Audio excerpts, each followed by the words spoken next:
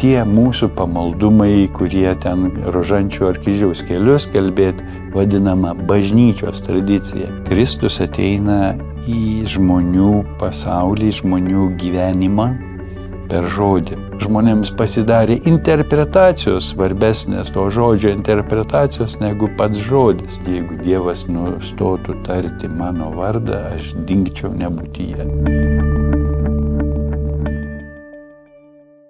Garbė Jėzui Kristui, štai ir vėl mes susitinkam.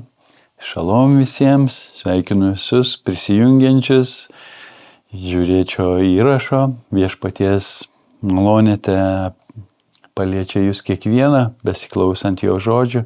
Šiandien tęsime pokalbį apie Jėzaus vardus. Jėzus, galima sakyti, vadinamas vardu Dievo žodis. Įsikūnijęs Dievo žodis. Kur mes randam? Skaitom Evangeliją pagal Joną. Pradžioje buvo žodis. Ta žodis buvo pas Dievą ir žodis buvo Dievas. Jis pradžioje buvo pas Dievą. Visa per jį atsirado ir be jo neatsirado nieko, kas tik yra atsiradę. Jame buvo gyvybė, ta gyvybė buvo žmonių šviesa. Taigi, Jonas pristato Jėzų kaip įsikūnijusi Dievo žodį. Tas žodis tapo kūnu.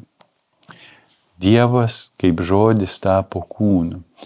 Tai iš tikrųjų tokia, sakyčiau, filosofinė mintis, galbūt, kad pasiekti graikus, pagonis, kurie gyvena graikiškos filosofijos įtakoj, ten buvo pats filosofus toks terminas logos ir ten jie išmąstė daug dalykų visokių.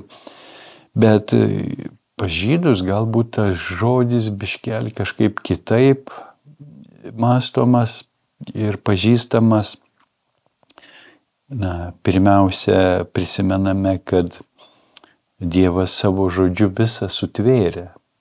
Dievas tarė ir atsirado.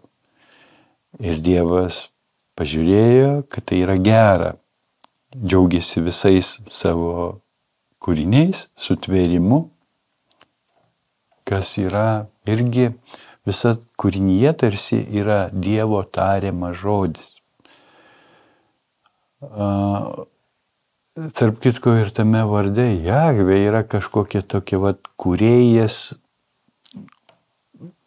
tarsi nuolat tariantis žodį, nuolat palaikantis viską buvime. Kažkada mane buvo užvaldžiusi tokia mintis, kad jeigu Dievas nustotų tarti mano vardą, aš dingčiau nebūtyje. Kol Dievas apie mane mąsto, tarė tarsi, bet aš esu. Ir Jėzus pristatomas mums kaip įsikūnijęs Dievo žodis, per kurį visa buvo sukurta. Ir per žodį jis ateina. Kristus ateina į žmonių pasaulį, žmonių gyvenimą per žodį. Visa Biblija praktiškai yra apie jį, apie Mesiją, jo veikimą. Kitoj vietoj mes skaitysim per jį, jame ir jam visą sutverta. Taigi, kad žmonės ieško kažkokių palyginimų, kažkokių filosofinių formų, kad geriau suprastų dalykus, tai kartais pasidaro dar sunkiau, kaip gudrus žmonės primąsto visokių dalykų, bet ir ko gero skirtingos patirties žmonėms sunku yra suprasti kai kuriuos dalykus, ypač šventą raštą sunku suprasti, ką čia Dievas sako, ką jis nori mums pasakyti, jeigu mes vieni patys skaitom tą raštą ir mums reikia tam tikro kaip ir vertėjo, kaip ir interpretatoriaus, kuris mums padėtų suprasti. Tai greičiausiai mes kreipiamės, ieškom kokios literatūros, kokių nors biblistų pasiklausyti, kokių mokytojų, kokių šventųjų, ką jie sakė apie tą ar kitą. Ir ką bažnyčios tėvai kalbėjo, mokė, remdamiesi Dievo žodžiu, kaip jie jį interpretavo, komentavo, mokė, tai vadinama bažnyčios tradicija. Ne tie mūsų pamaldumai, kurie ten rožančių ar kryžiaus kelius kalbėt, vadinama bažnyčios tradicija. Tai yra vietinės tradicijos. Ne visur tai yra daroma katalikų, bet bažnyčios tėvų mokymas pirmųjų amžių yra vadinamas ta šventoji tradicija, kuri, kaip bebūtų gaila, dažnai konkuruoja su Dievo žodžiu. Žmonėms pasidarė interpretacijos svarbesnės, to žodžio interpretacijos negu pats žodis.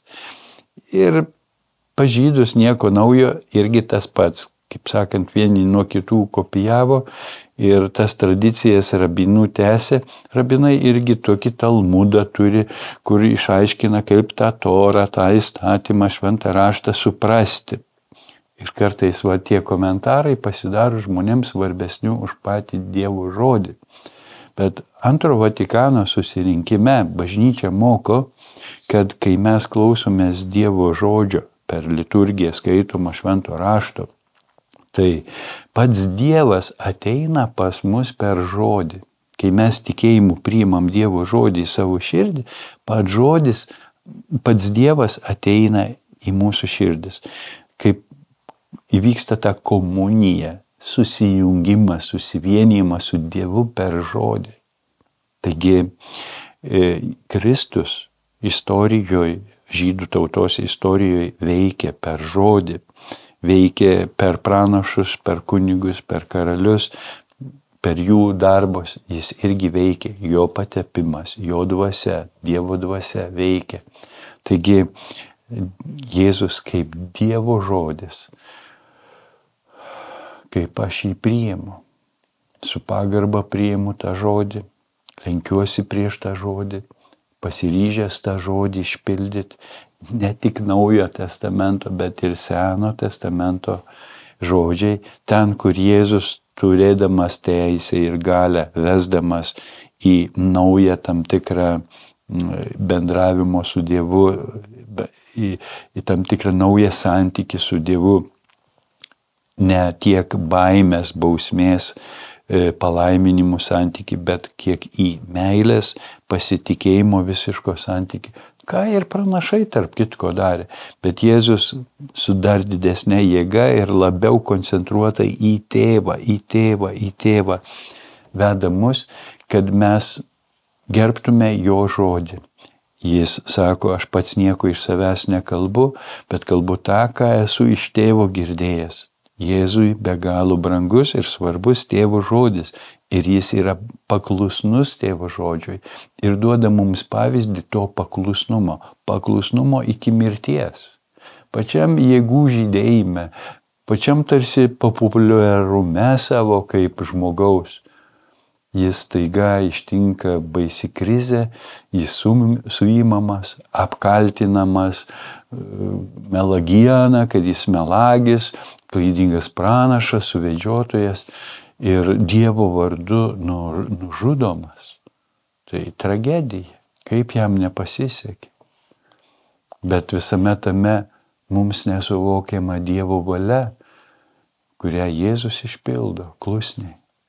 Kaip žmogus prakaituodamas krauju alyvų darželį baisiam sielvarte, galbūt matydamas nedėkingumą, abejingumą, neklusnumą, maištą tų, už kuriuos jis miršta, vis tiek, Tėve, tebūnie tavo valia. Jeigu galite, praeina pro mane šitą taurę, bet ne mano, tavo tebūnie valia.